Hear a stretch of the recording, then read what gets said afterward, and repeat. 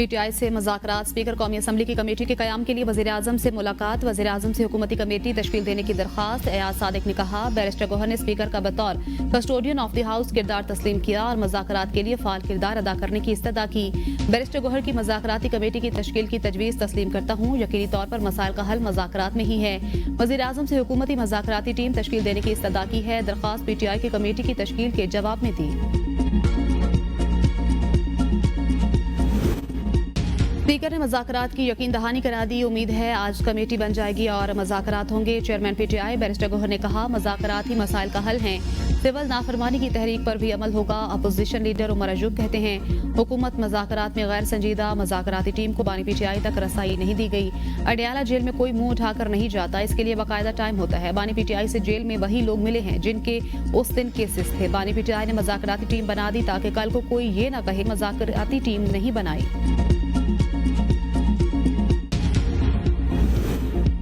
PTI के रहनुमाओं के साथ बैक चैनल राब्ते हैं। हमारा मशवरा है डेडलाइन और वार्निंग छोड़ दे। राना सनाउल्लाह कहते हैं, सियासी मसाइल के हल के लिए मिलकर बैठें, उनका हल निकालें। कहा, 9 मई वाकयात का सियासत से कोई ताल्लुक नहीं। सियासी जमातों ने माहौल बनाया जिसमें कुछ लोगों ने गुमराह होकर इकदाम किया।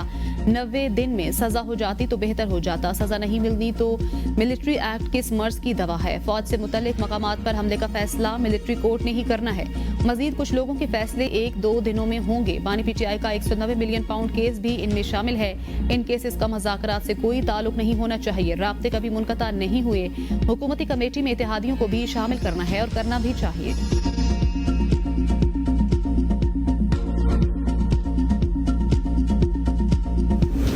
मुज़ाकरात के लिए पहल बानी पीटीआई ने की। हुकूमत ने गैर संजीदगी का मुजाहरा किया। शेख वकास अकरम कहते हैं, हमारे असीरों की रिहाई और 9 मई पर जुडिशल कमीशन के 2 मुतालबे हैं। 9 मई पर जुडिशल कमीशन बनाकर तहकीकात की जाए। जुडिशल कमीशन की तहकीकात में कोई कसूरवार होता है तो फैसला कबूल करेंगे। सिविलियन का मिलिट्री कोर्ट्स में ट्रायल गलत है, सजाएं मुस्तरद करते हैं।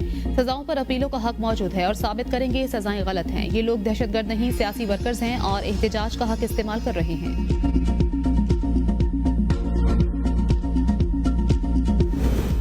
चीफ जस्टिस ऑफ पाकिस्तान की ज़ेर सदारत जुडिशल कमीशन का इजलास। सुप्रीम कोर्ट के आईनी बेंच में 6 माह की तौसी। इजलास में रूल्स की मंजूरी भी दे दी गई। रूल्स में मामूली तब्दीली करते हुए नए एडिशनल जजेस के लिए मेडिकल टेस्ट की शर्त निकाल दी। किसी उम्मीदवार की इंटेलिजेंस रिपोर्ट लेना ना लेना कमीशन की सवाबदीद होगी।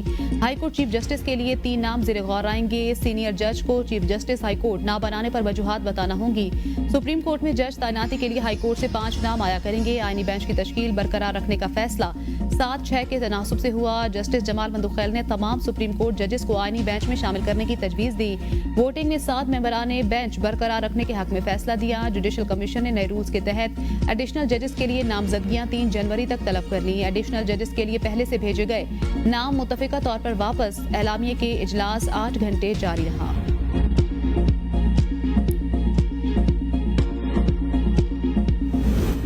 सानहा 9 मई में मुलविस 25 मुलजिमों को सजाएं सुना दी गईं। जिना हाउस हमले में मुलविस जान मोहम्मद, इमरान महबूब, अब्दुल हादी, अली शान, दाऊद खान, अली इफ्तिखार और ज़ियाउर रहमान को 10-10 साल कैद बामुशक्कत की सजा सुना दी गई। फहीम हैदर और ताहिर बशीर को 6-6 साल कैद बामुशक्कत, आशिक खान को 4 साल, मोहम्मद बिलावल को 2 साल कैद बामुशक्कत की सजा।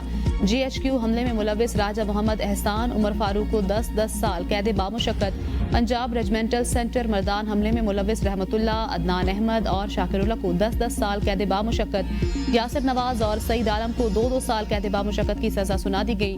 PF बेस मियांवाली हमले में मुलविस अनवर खान और बाबर जमाल को 10-10 साल कैद बामुशक्कत की सजा। बन्नू कैंट हमले में मुलविस मोहम्मद आफाक खान को 9 साल कैद बामुशक्कत की सजा। चकदरा किला हमले में मुलविस दाऊद खान को 7 साल कैद बामुशक्कत की सजा। मुल्तान कैंट चेक पोस्ट हमले में मुलविस जाहिद खान को 4 साल, खुरम शहजाद को 3 साल। ISI ऑफिस फैसलाबाद हमले में मुलविस लईक अहमद को 2 साल कैद बामुशक्कत की सजा सुना दी गई। सजा पाने वाले मुल्जिमान को मुतल्लिका जेलों में पहुंचा दिया गया। 12 मुजरिमों को कोट लखपत, 2 को अडियाला जेल मुंतकिल किया गया। सही मायनों में मुकम्मल इंसाफ उस वक्त होगा जब 9 मई के मास्टरमाइंड और मंसूबा साजों को आईन और कानून के मुताबिक सजा मिल जाएगी। रियासत पाकिस्तान 9 मई के वाकयात में मुकम्मल इंसाफ मुहैया करने करके रियासत की अमलदारी को यकीनी बनाएगी। ISPR का एलामिये के मुताबिक मुतअद्दिद मुल्जिमान के खिलाफ इंसदाद दहशतगर्दी की मुख्तलिफ अदालतों में भी मुकदमात ज़ेर समात हैं। 9 मई के मुकदमे में इंसाफ फराहम करके तशद्दुद की बुनियाद पर की जाने वाली गुमराह और तबाहकुन सियासत को दफन किया जाएगा। 9 मई पर किया जाने वाला इंसाफ नफरत, तकसीम और बेबुनियाद प्रोपेगेंडा की नफी करता है। 9 मई के पुरतशद्दुद वाक़यात पाकिस्तान की तारीख में एक स्याह बाब की हैसियत रखते हैं। नफरत और झूठ पर मबनी पहले से चलाए गए सियासी बयाने की बुनियाद पर मुसल्लह अफवाज की तंसीबात बशमूल शोहदा की यादगारों पर मुनज़्ज़म हमले और उनकी बेहुरमती की गई। ये पुरतशद्दुद वाक़यात पूरी कौम के लिए एक शदीद सदमा है। 9 मई के वाक़यात वाज़ेह तौर पर जोर देते हैं कि किसी को भी सियासी दहशतगर्दी के जरिए अपनी मर्जी दूसरों पर मुसल्लत करने की इजाज़त नहीं दी जा सकती।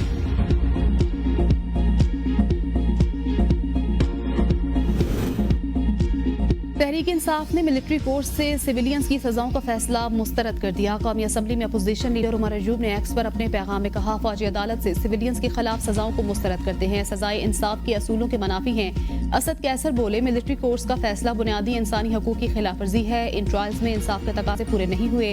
हम फैसलों की मजम्मत करते हैं, हर फोरम पर चैलेंज करेंगे। सलमान अकरम राजा ने कहा, मिलिट्री कोर्स में सिविलियंस का केस गैर आईनी है। 26वीं आईनी तरमीम के जरिए खुद एक आईनी बैच बनाया गया जो जुल्फिकार अली भुट्टो के साथ हुआ। हम अभी तक उससे निकल ना सके। मुक़्तदरा से अपील करता हूँ, ऐसा मत करें, पूरी दुनिया में हमारा मजाक बनेगा।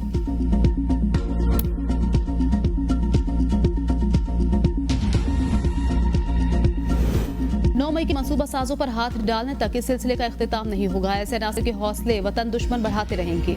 मिलिट्री कोर्स से सजाओं पर हुकूमत का रद्द-ए-अमल। वज़ीर दिफा ख्वाजा आसिफ का ट्वीट, कहा, 9 मई के 25 मुल्जिमान को सजा सुनाई गई। होना तो ये चाहिए था, अमरीका बरतानिया की तरह फौरी इंसाफ होता। इस ताखीर ने मुल्जिमान और उनके सहूलतकारों के हौसले बढ़ाए। 1 तारीख दिन की मजम्मत से गुरेज करके शुहदा और गाजियों की तौहीन करने वालों को हीरो बना दिया गया। जो कारकुन इस्तेमाल हुए, कानून के हाथ उनके गिरबान तक पहुंचते हैं। वजीर इत्तलात अताउल्लाह तारड़ कहते हैं, वाज़ेह हो गया, 9 मई का मास्टरमाइंड बानी चेयरमैन PTI था और इसके साथ ही इस मंसूबा साजी में शामिल थे। सियासी दहशतगर्दी के इस अलमनाक वाक़े की सजाएं मुल्क दुश्मनों को वाज़ेह पैगाम है। इससे न सिर्फ कानून की हुक्मरानी कायम हुई बल्कि ये आइंदा के लिए मिसाल है कि कोई ऐसी मकरू हरकत करने की जुर्रत ना करे। 9 मई के तमाम मुजरिमान को कैफिर किरदार तक पहुँच जाएंगे।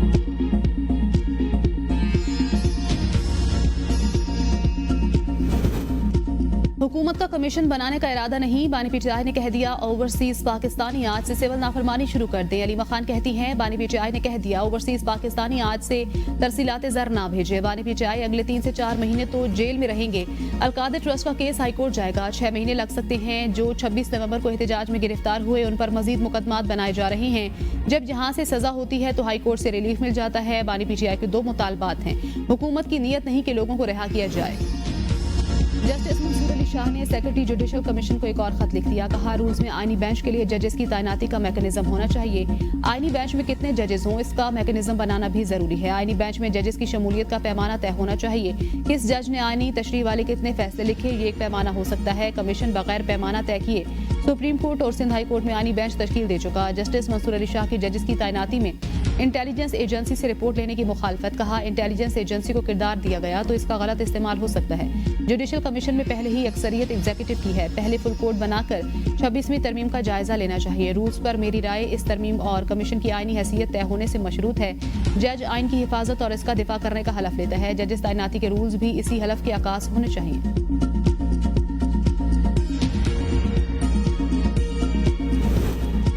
हुकूमत के साथ चंद अमूर पर इत्तेफाक हुआ था लेकिन किसी एक पर अमल नहीं किया गया। मौलाना फजलुर रहमान कहते हैं, कौमी असम्बली ने मदारिस से मुतल्लिक बिल की मंजूरी दिया। बिल पर दोबारा ज्वाइंट सेशन बुलाने का जवाब नहीं। सदर मुमलिकत ने हमारी जानिब से पेश किए गए बिल पर एतराज़ किया। हुकूमत ने 13 नवंबर को 8 निकात पर मुश्तमिल एतराज़ असम्बली को भेजा। एक तरफ एतराज़ात भेजते हैं, दूसरी तरफ दस्तखत करने का यकीन दिलाते हैं। तय हुआ था जिन दीनी मदारिस की रजिस्ट्रेशन हो चुकी है वो बरकरार रहेगी। बयान आया कि तमाम मदारिस वजारत तालीम के मातहत होंगे। हुकूमत ने डायरेक्टर जनरल मजहबी तालीम मुकर्रर कर दिया। वजारत तालीम ने हमारे साथ मुआहदे की खिलाफ वर्जी की।